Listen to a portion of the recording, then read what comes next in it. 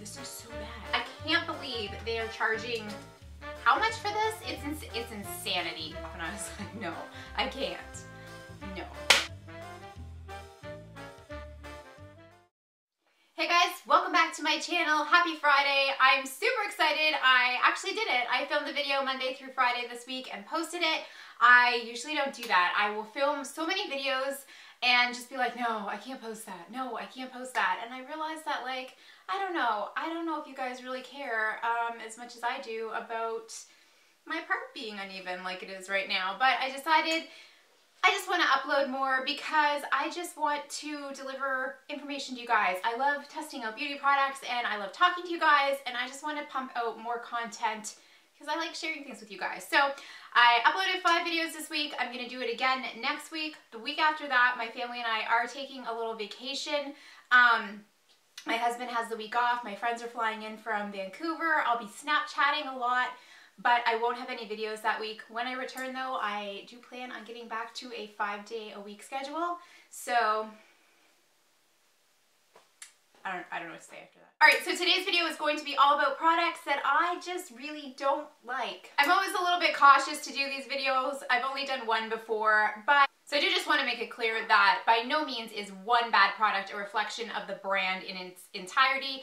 Every brand has its hits and its misses, and I'm just sharing with you guys the misses today. So please don't be offended. These are just my own personal experiences, so let's get into it. Alright, the first product I want to talk about is this Wet n Wild Photo Focus Setting Spray. I was pretty hopeful when I picked this up because it was so affordable. Wet n Wild is just a really affordable brand, and they do have some really great stuff. Their 8-pan eyeshadows, their trios, amazing, love them. This, however, really didn't do it for me. I felt like I was just spraying water on my face. You definitely need to hold this back a bit because it's going to, I mean, it pumps out quite a bit. Like, you do get quite a bit of product there, so you want to hold it back further. It kind of left like little spots on my foundation. I don't know, but I didn't feel like it locked in my foundation. I just felt like it kind of disrupted it. So I just, yeah, no. So also from the Wet n Wild Photo Focus line, the eyeshadow primer, I really didn't like this. I'm totally aware that there are people on YouTube who do like it, and I'm glad because it's super affordable. It has a little squeeze tube. I like the applicator. For me, this just kind of bunched up. It felt like slightly tacky, but when I tried to smooth it out, I would get like little tiny balls in the corner of my eye, and I found it really hard to apply evenly. So could just be my eyelids. I mean, I think my eyelids are fairly normal. They're not dry or overly oily, but for some reason this just didn't want to apply evenly, so not a fan of that. Okay, so this is the Besame Brightening French Vanilla Translucent Powder. I had really high hopes for this. I love the packaging. This whole Besame line kind of has like a vintage feel, which I think is so cool. It smells really nice. It has this French vanilla sort of a scent, and I liked that. The problem with it is it's just way too yellow tone for my skin, and it left this kind of yellow cast under my eyes. So I applied it, and I just, you know, I didn't even bake with it. I just quickly, you know, dusted a little bit on, and it said translucent, so I figured it would be translucent, but it really did leave just a yellow cast. Now my skin is naturally more on the pink side, so if you're more on the yellow side, this might work better for you. I know there is a violet shade, and that might have been a better choice for me, but I don't know, it said translucent, it said it smelled like French vanilla, so I was like, this should work, but for me it was just, like I said, too yellow, so I just... I've got a brow product. This is from Rimmel. It's called Brow This Way, and I have the shade, what shade do I have? Medium brown. It was a little light for me. That's not why I don't like it. I mean, that was my own mistake to purchase the lighter shade. I really just don't like the applicator. This makes it really difficult to apply evenly to your brows. You get a lot of product on the end that you need to kind of wipe away. I honestly think I spent like 15 minutes one day trying to apply this, and I had just made such a mess that I ended up wiping it off, and I was like, no, I can't. No. Okay, next up, I have a lash glue that I really didn't like. This is by the brand Duo.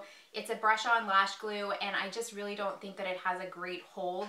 Also, it leaves a bit of like a goopy residue, and it's also stringy. I feel like every time I use it, like I get these little like glue strings tangled in with my lashes. Anyone else? No?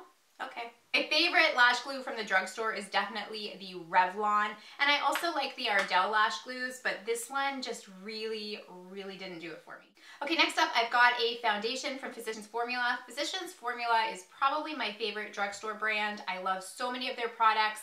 Their Organic Wear CC Cream, I am desperately wanting to purchase another one of those soon because as soon as summer comes, that's one of my favorite face products. So I thought I would try the talc-free all-in-one ABC Cushion Foundation. I really didn't like this. And I did mention this briefly in my new at the drugstore haul a while back. It does come with a little sponge that I didn't use because I felt like that would be kind of messy and not that sanitary. It's hard to clean these. So what I did was I took some clean fingers and just kind of like dotted it around my face and then blended it out with a sponge. And the problem for me with this was that it separated. It just broke down very quickly throughout the day. And also it oxidized a bit and it just looked very obvious on my skin. I feel like a nice foundation will just kind of become one with your skin. It melts in, it looks very natural. And this just looked so obvious on my skin. I really didn't like it. I know when you get in your car and like the light is so real and you look in your like rear view mirror and you're like, oh my God, I can see every pore on my face. Well, when I saw that, I was like, ooh, this is so bad. So I took a picture, I sent it to my friend and she was like, oh my God, wipe that shit off. It wasn't good. Next up, this is the product that I think I wasted the most money on, and this is by Giorgio Armani, and it's a single eyeshadow. It's one of their Eyes to Kill solo eyeshadows in shade number 10. If you've been following me for a while, you probably know I love a good champagne eyeshadow, and I felt like I was justified in buying a luxury brand single eyeshadow if the color was, you know, really perfect. And I looked online and I felt like this was a really nice shade, but man, the formula sucks. It's so chunky and flaky. It's awful. I can't believe they are charging how much for this?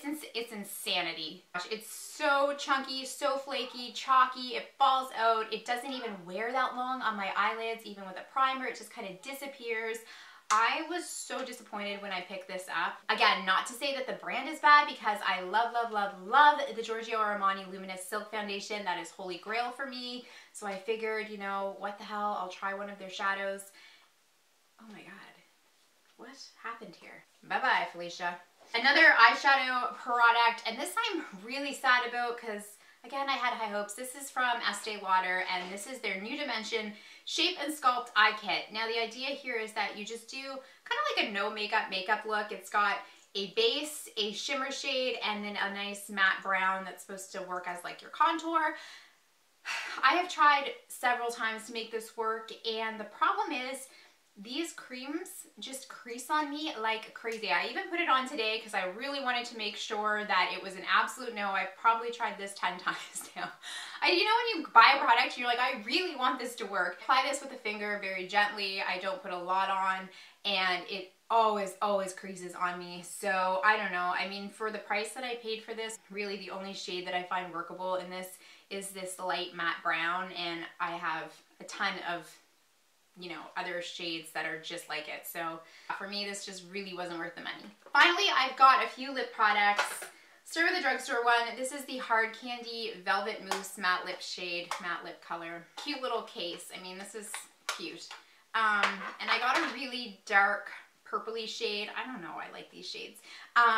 This made such a mess on my lips. I put it on and I thought the color was nice. It's very pigmented. You know, very deep and dark, but I let it dry. It was like probably 30 minutes before I had something to eat, and then all of a sudden it was like all over my mouth. Like this was trying to escape my lips. It was traveling. I don't know where it was going, but it was taken off.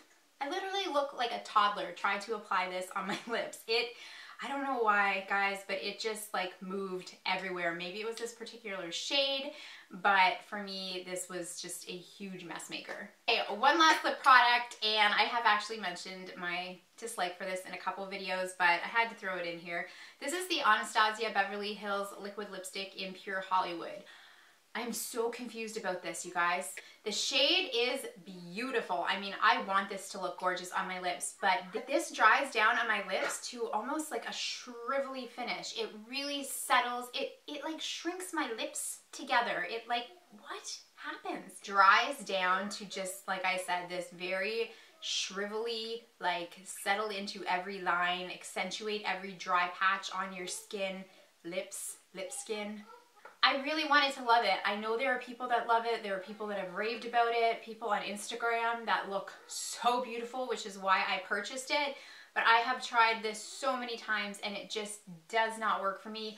Again, Anastasia, one of my favorite brands. I am absolutely in love with their glosses, or at least this one, which I have in the color Vintage.